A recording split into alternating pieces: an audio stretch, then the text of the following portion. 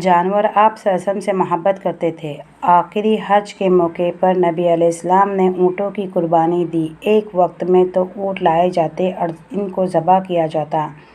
حدیث پاک میں آتا ہے کہ جب ان اونٹوں کو لایا جاتا تو وہ اونٹ نبی علیہ السلام کا چہرہ انور دیکھتے اور سب اپنی گردنیں لمبی کر دیتے۔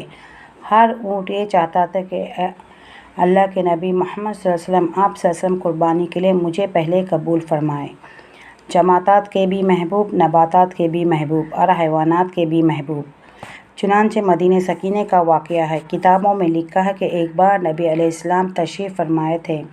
ایک صحابی رضی اللہ عنہ آئے اور آ کر کہتے ہیں، اے اللہ کے نبی صلی اللہ علیہ وسلم، میرا ایک اونٹ ہے اور میں اس اونٹ پر سامان لاد کر دوسری جگہ پہنچتا ہوں، اس کا پورا خیال رکھتا ہوں، کھانے دانے کا، پینے کا، لیکن جب رات ہوتی ہے میں سو جاتا ہوں تو اللہ کے نبی صلی اللہ علیہ وسلم ایسی غمناک سی آواز نکالتا ہے کہ میری آنکھیں کھل جاتی ہیں، میری نیند پوری نہیں ہوتی۔ اگلے روز مجھے پھر کام کرنا ہوتا ہے تو مجھے مشکل پیش آتی ہے۔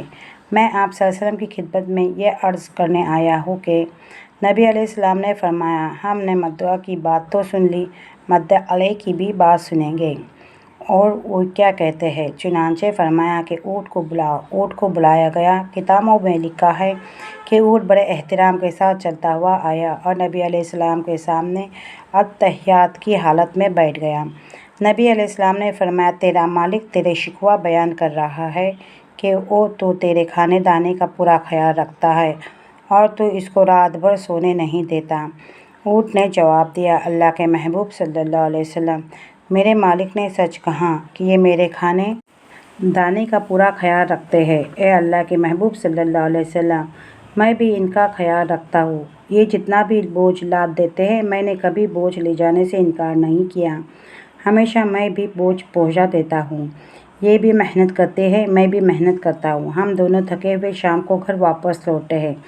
اے اللہ کے محبوب صلی اللہ علیہ وسلم، یہ مغرب کے بعد کھانا کھا کر تھکاوٹ کی وجہ سے تھوڑی دیر آرام کرنے کے لیے لیٹ جاتے ہیں، مگر ان پر نیند غالب آ جاتی ہے، اتنی گہری نیند ہوتی ہے حتیٰ کہ رات گہری ہو جاتی ہے۔ مجھے ڈر لگتا ہے کہیں ایسا نہ ہو کہ یہ سوئے رہے اور ان کی عشاء کی نماز قضا ہو جائے۔ اس ڈر کی وجہ سے میں رات سوتا نہیں۔ تھکاوٹ کے باوجود میں تھوڑی دیر کے بعد غمناک آواز نکالتا ہوں اور ان کو جگاتا ہوں کہ میرا مالک جاگ لے اور اپنے مالک کے حکم کو پورا کر لے۔ قیامت کے دن کہیں مجھ سے یہ بھی نہ پوچھا جائے کہ تو اس کے ساتھ بیٹھا ہوتا تھا تو وہی جگہ دیتا کہ میرا حکم پورا کر لیا جاتا۔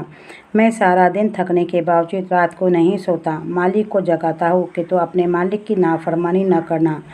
نبی علیہ السلام محبوب کل جہاں تھے۔